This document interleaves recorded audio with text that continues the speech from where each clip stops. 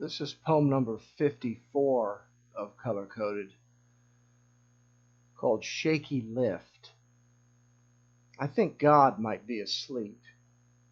He was not in the elevator. That was me projecting. The other writers were shocked.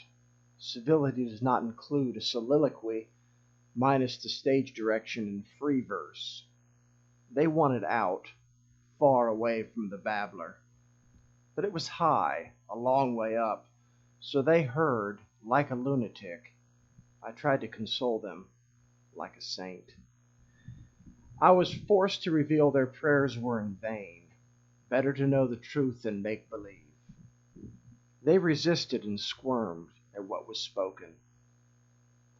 I took the ceiling out of the roof, emptied it, leaving the canvas blank and nude. Feeling a tad compunctious, I tried to mitigate their damaged brains. So I said pitifully things like, maybe he's observing. Maybe he's turned off his phone. TV's gone forever and he's living like a master showman, deep in the trees where no one needs money. No one needs art, nor any commentary to it. We just need to eat dirt and like it. At 80, I had exhausted all four. They looked like they'd been whipped, that someone was not me, moreover. I'm not holding a fire hose.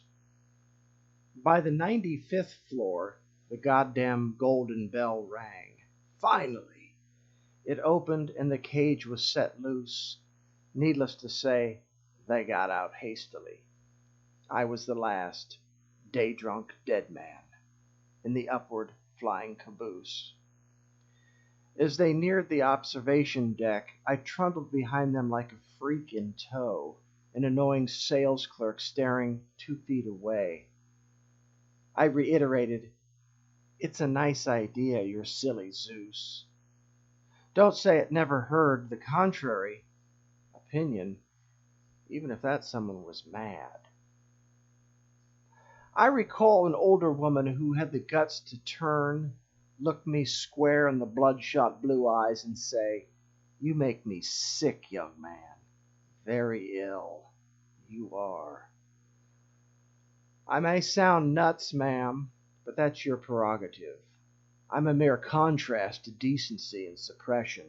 Volumina trained me with aggression before she suggested restraint prior to Coriolanus's death. My job was done, as was my simple day.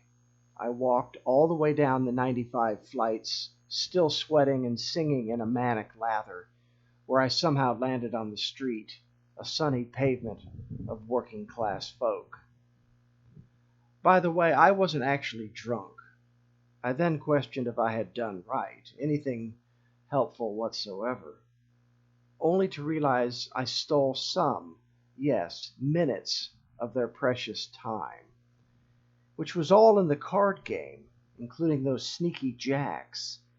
But I do say sorry, and I do mean it earnestly.